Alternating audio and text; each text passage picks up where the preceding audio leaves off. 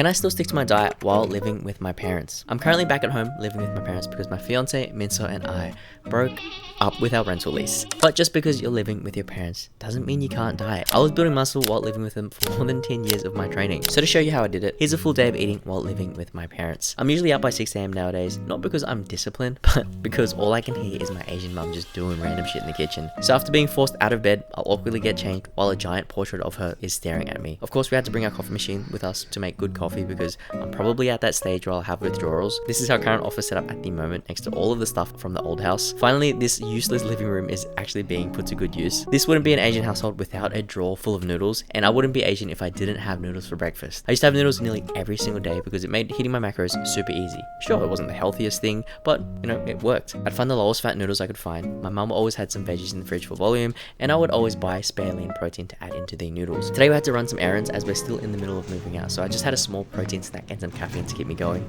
2 was for myself and 1 was for Minso, despite her saying she didn't want any. Here's some relationship advice for all of you guys. Always get extra of whatever you're getting, even if your girl says no. Once we got back home, I still needed to bump up my protein, and Minso said she wanted to make dinner tonight for everyone, so I just had some plain chicken breast to save my calories. I used to do this a lot with protein shakes or just whatever lean protein I had because I was always unsure of what I was going to have for dinner since mum would always cook. So keeping majority of my meals lower in fat and higher in protein throughout the day gave me a lot more flexibility when it came to dinner. Then with the remaining calories, if I had any left, this is where I'd fill it out with whatever it is I wanted to eat, which is usually junk food, but as I'm getting older nowadays, I kind of just want to eat cleaner. So instead, I had an unhealthy amount of fruits and 2 Tim Tams.